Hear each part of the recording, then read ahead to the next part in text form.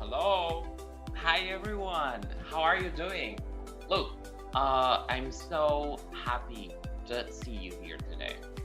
My name is Santi, and today I will be helping you with your writing. Mm-hmm.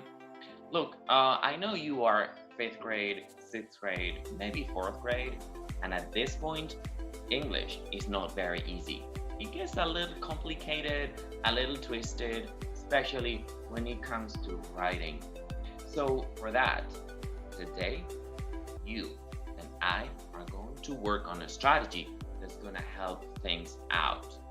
Okay, let's go for it.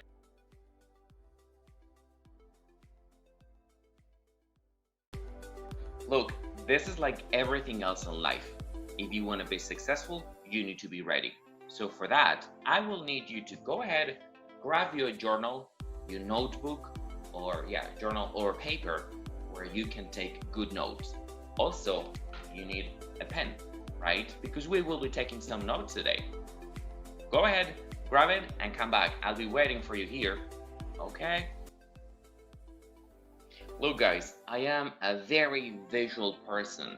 It helps me remember things in general if I see them. So for that, acronyms work fine for me. An acronym is a word made up by different letters which don't always have to do with the actual meaning. For example, today's acronym is A.R.M.S. Your arms. Okay, look, your arms. A.R.M.S. A.R.M.S. So the strategy does have nothing to do with arms. It's just a way for you to remember what the acronym is about. All right?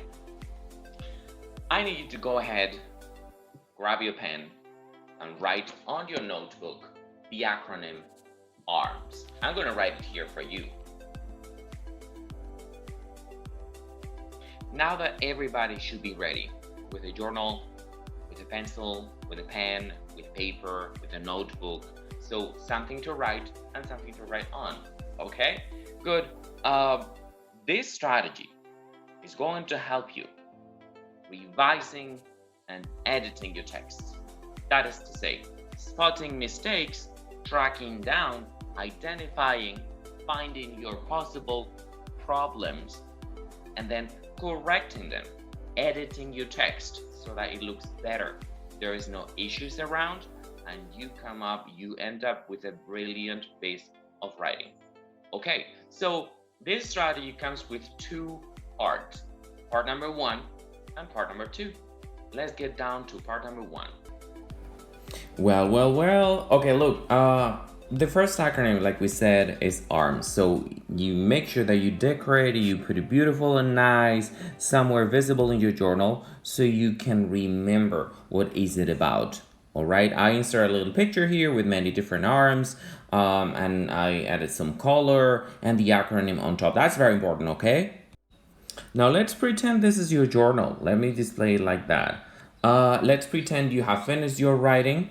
Okay, as you can see here, this is your writing that you finished that one day. By the way, look, in English, in American English, you write the month first, then the day, and then the year. Okay, so imagine you have finished your beautiful, nice writing, 3 paragraphs, paragraph 1, paragraph 2, paragraph 3. And now you are ready to revise, okay? Remember the acronym A.R.M.S. is used for revision. It's going to help us revise. Good. So the first thing we need to look at is the A. This A right here stands for adding. You need to add. What do you add to your writing? Well, mostly words, okay, or sentences. It's funny because sometimes you write a text, or you write on a blog, or you write on an email, and then you think you've done great. But when you read it again, you realize that there's information that could be added. So for example, let's say there is a nice adjective that could have been add in here. So I'm gonna go ahead and add an adjective, or a more descriptive sentence by adding an adverb here. All right, or an entire sentence. You go ahead, read the full text, blah blah blah. You read, and everything seems fine, but you realize you could have included a conclusion sentence, kind of like a reinforcement of the main idea. So you're welcome to do it. Go ahead and include your final statement, kind of like your conclusion. That's okay. That's okay, and you can do that by using our strategy, which basically, we add a closing statement. Closing statement. Okay. So, to wrap it up, the A on A.R.M.S stands for adding. Adding information might be shaped into a word or into a sentence. All right? Do you know what's funny, guys? And this should make it easier for you to remember. The fact that the R down here, this one, means the exact opposite to add. It means remove. Remove, put away, get rid of, erase, delete, extra information. Let's put an example here. Let's say you finish your writing, okay, like we said before, nice and beautiful, laid out writing. So you realize you have used the word and, the conjunction and like so many times. Of course, you cannot abuse the use of certain expressions because that doesn't look good on your writing. So what do? The R for remove allows you to get rid of extra words or extra sentences. Imagine you repeat this very same sentence here and here. So you definitely need to get rid of one. That's what basically, remove is about. It allows you to put information away. Okay, so at this point, I need your attention because this one's a little tricky, okay? There's a slight difference between R and M. The M here means move. I'm going to repeat it. Move, okay? Not remove. Basically, you have information here that's relevant. You want to keep it, but you don't want it in there. So you take it and you're going to replace it somewhere else. Okay, you're gonna place it in here. So that's what move means. You take information from one place, okay, from one place over here, you take it to a different place. Okay, see the difference? Remove is put away, get rid of, but move is you keep it. The only thing you do is placing it in a different location or transferring it to a different place in your paper. Okie dokie. Oh my goodness. Okay, let's go for the very last one. This one right here, the S. This one stands for substitute. Listen, substitute. Apologies for my writing. So basically, what it means is you have an expression here that you like, but you have repeated it in here.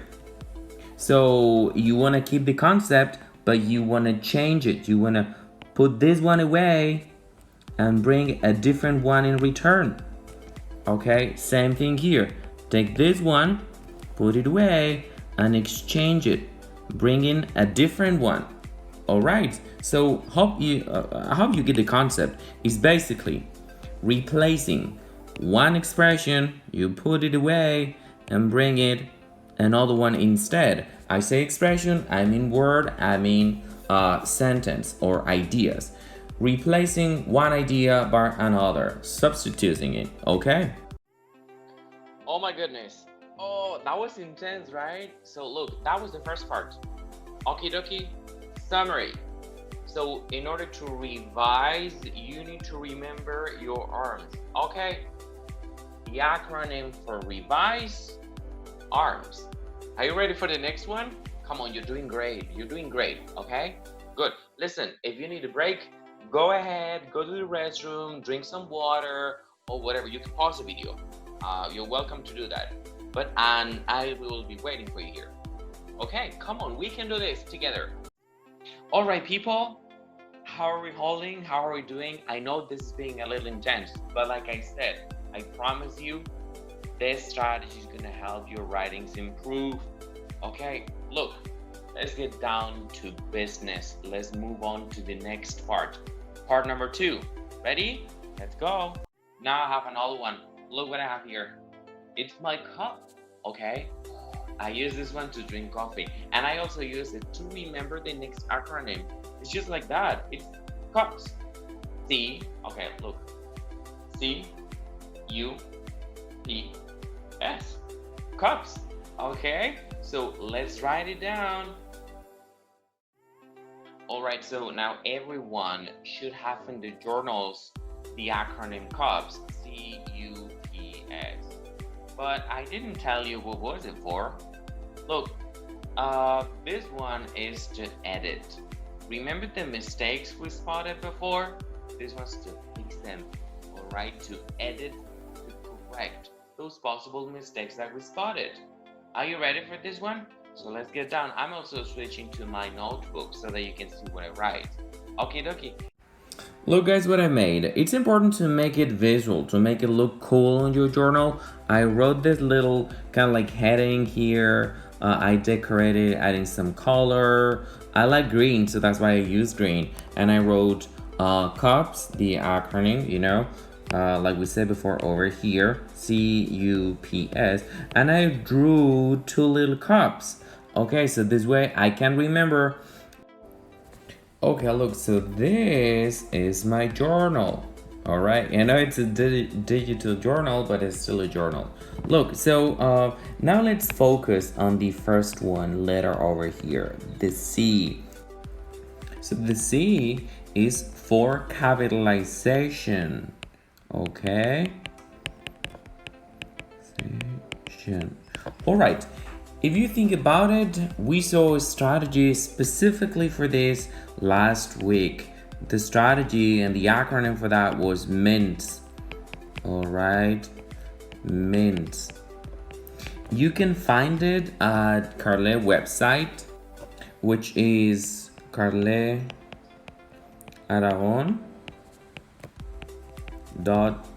So you can go ahead and check it out. You will find it there in the section Carle Kids. That, in case you don't remember, what are the rules for capitalization? Okay, so basically our CUPS strategy stands for editing all possible mistakes related to capitalization. So you go ahead, read your text, and whenever you find an issue related to capitalization, make sure that you go ahead, fix it, correct it. Okay, we are editing, we are correcting. So basically, read your text, find possible mistakes related to capital letters, and correct them. I'm thinking that for those who might not remember right now, or you don't have that on the top of your head, here is what you go ahead and double check when it comes to capitalization. First of all, the M for months of the year. Okay, months of the year or days of the week. Days of the week. The second one is the pronoun I. Number 3 is the N for proper nouns. Okay, proper nouns or names of places, locations, cities, streets, all that. The T for titles.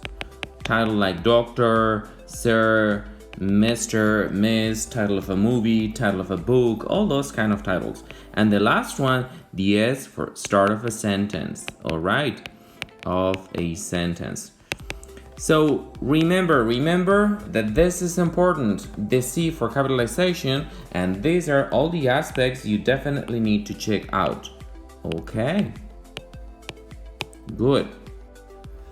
All right, second aspect we need to go ahead and check with this strategy is usage. This one's a little tricky, so I need your attention. Okay, usage. Usage basically means your ability to match the nouns and the verbs. And verbs. Here's what I mean. Look, sometimes when we write, it's easy, especially if we write in a hurry, to make mistakes. So let's say you come up with something like this. Lisa like apples. She don't eat bananas. Right? So obviously there are some issues going on in here. Look, Lisa is third person singular, present tense, so that means the verb following it needs an S. We didn't put it. Same thing here.